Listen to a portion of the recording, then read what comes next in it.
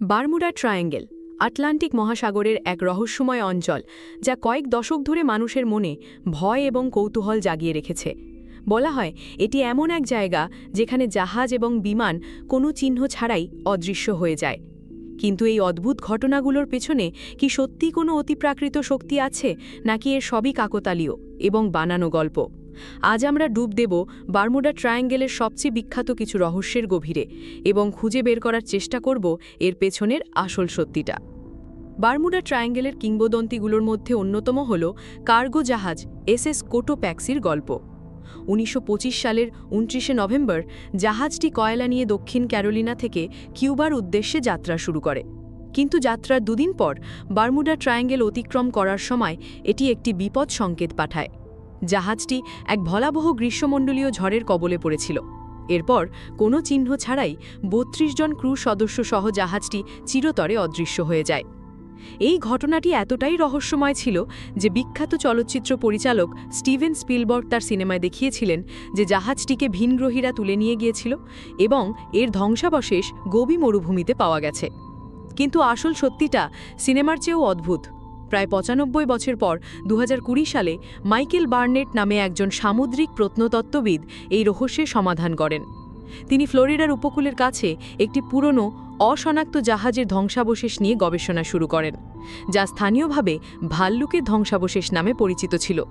শত শত ঘণ্টার কঠোর পরিশ্রমের পর পুরনো সংবাদপত্রের আর্কাইভ, বীমা রেকর্ড এবং জাহাজের ধ্বংসাবশেষে পাওয়া একটি পিতলের ভাল্ভ, যা কোটোপ্যাক্সি যেখানে তৈরি হয়েছিল তার কাছের একটি কোম্পানি তৈরি করত, সেই সূত্র ধরে তিনি প্রমাণ করেন যে এই ধ্বংসাবশেষটি আসলে সেই হারিয়ে যাওয়া এসএস কোটোপ্যাক্সির।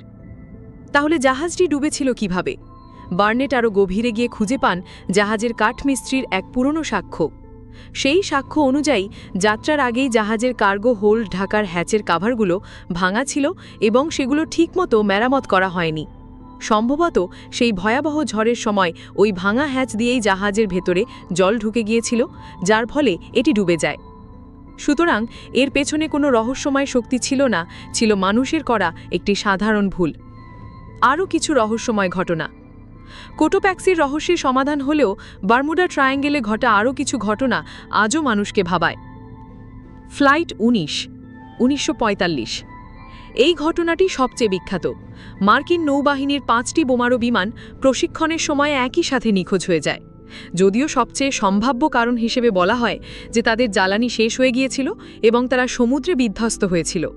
কিন্তু একজন অভিজ্ঞ পাইলটের নেতৃত্বে থাকা সত্ত্বেও ৫টি বিমানের একসাথে দিক হারিয়ে ফেলাটা সত্যিই অদ্ভুত ছিল। ব্রুস গার্নানের টাইম ট্রাভেল ১৯৭০। ব্রুস গার্নার নামে একজন পাইলট দাবি করেন তিনি একবার বারমুডা ট্রায়াঙ্গেলের ওপর দিয়ে উড়ে যাওয়ার সময় এক অদ্ভুত টানেলের মতো মেঘের মধ্যে প্রবেশ করেন।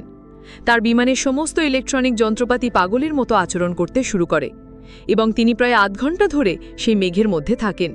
কিন্তু যখন তিনি মেঘ থেকে বেরিয়ে আসেন তখন তিনি অবাক হয়ে দেখেন যে তিনি মাত্র ৪৭ মিনিটে ২৫০ মাইল পথ অতিক্রম করেছেন, যা স্বাভাবিকের চেয়ে প্রায় দ্বিগুণ দ্রুত, এবং তার জ্বালানিও খরচ হয়েছে অস্বাভাবিকভাবে কম।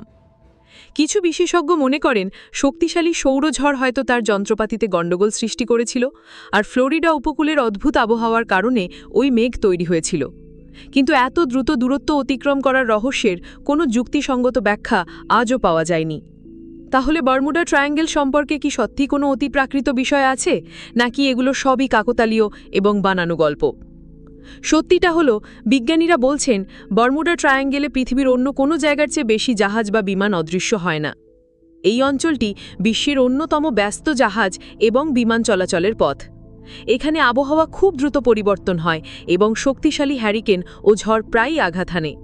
এছাড়া গল্ফ স্রোতের কারণে কোনো দুর্ঘটনার পর তার ধ্বংসাবশেষ খুব দ্রুত গভীর সমুদ্রে ভেসে যায়, যার ফলে অনেক সময় কিছুই খুঁজে পাওয়া যায় না।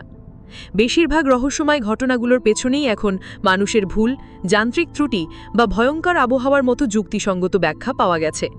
কিন্তু তারপরেও বারমুডা ট্রায়াঙ্গেলের কিংবদন্তি আজও টিকে আছে, কারণ আমরা মানুষরা হয়তো রহস্য এবং অজানাকে ভালোবাসতেই বেশি পছন্দ করি।